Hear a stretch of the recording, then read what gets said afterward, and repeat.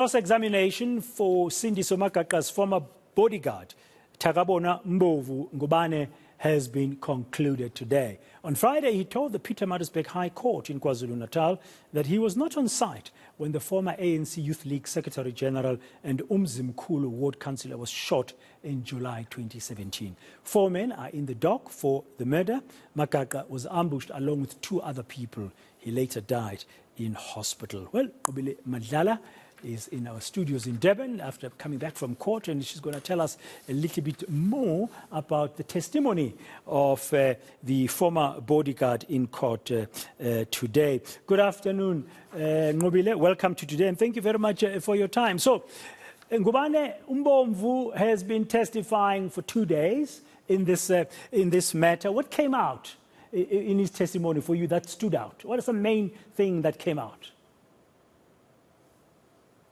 Well, Britain, yes, Umbovu has made it very clear that the red BMW, which is something that they've been speaking about, that it was a car that he had seen when he was at Magaqa's house. We now know that Umbovu lived at Magaqa's aunt's place, which was right across, and we do now know that Magaqa had a routine in terms of entering his house. He entered a certain way into the kitchen, made food, and went into his room. Now, Umbovu just highlighting that whilst he was waiting outside in Magaqa's car, he noticed the car passing, and we now know that the house is placed on the side of the road. They have lights that were shining, and as a result, then he was able to see the car as it was coming and as it was passing, and this is when they first started to notice the red BMW. You know that the red BMW is the one that he and Magaqa had suspected that it could be hitmen that were in that car, and we later found out that it's a car that possibly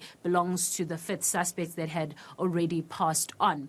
He has highlighted that of the BMW, but also what he has highlighted that is that he was the only male that was at Magaqa's aunt's place, and also we now know that there was a second bodyguard, which we'll speak into in just a little bit.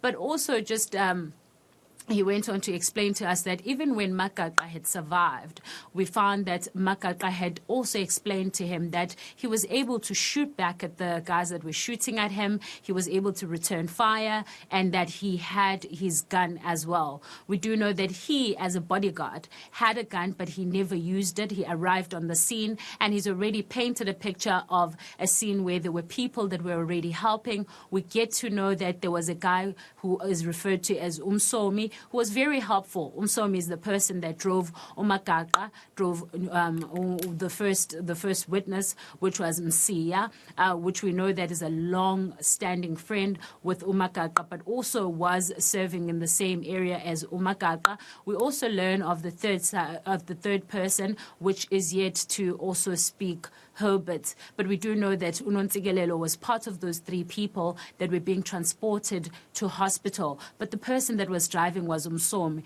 He says he was behind, and the entire time he was watching to ensure that the incident does not continue, just in case they decide to come back and finish the job. And so he was there, and he says he was by Magaqa's side until Magaqa was feeling much better. Just before his death, Magaqa continued to pay him, but also continued to sort of speak to him, telling him that he was able to return fire. And these are some of the things that have come out from Umbovu. But also just speaking to the fact that even when they went to these meetings that they were going to, which we heard earlier on from Umsiya, that they went to certain meetings, that they were talking about this hall that was being built, the hall that they felt that a lot of money was being put forward into this project, and they were questioning this project, which at this point we understand that has become a point for the state, saying this could potentially be politically motivated because of the hall. So when Magaqa went to these meetings,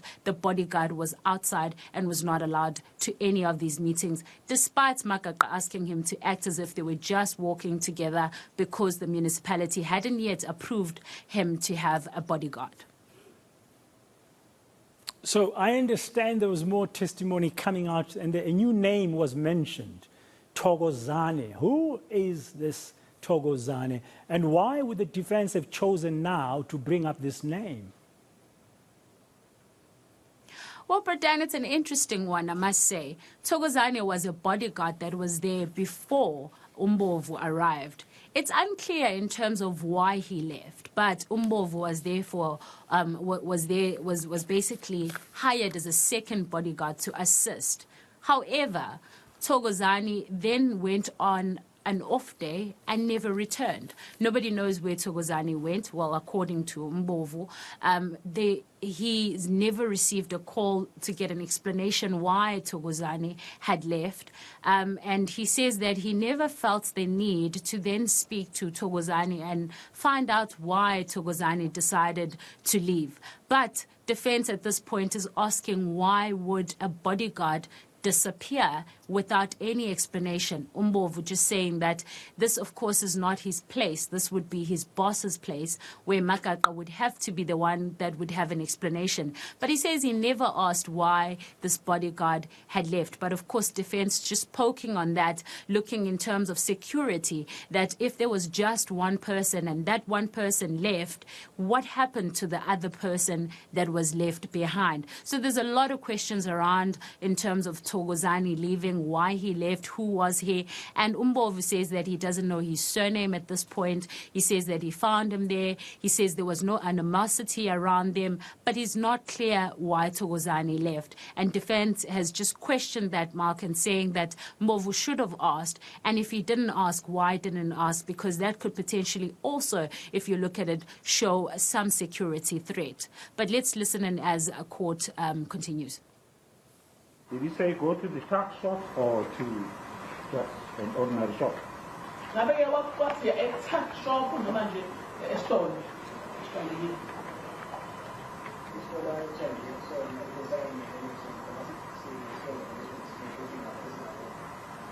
Well, the shop that they sent me to, the shop that's nearby his home, that he knows. Did he say that in the presence of the other people that went along with you in the motor vehicle to the shops?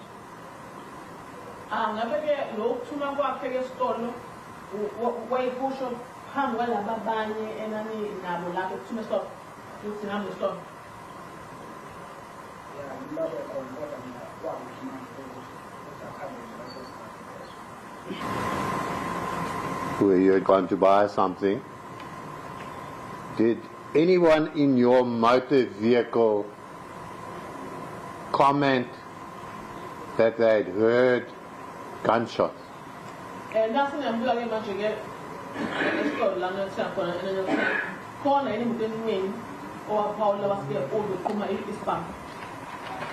No one. Okay, finally, Nqobile, what's next in this Sindiso Magaqa murder trial?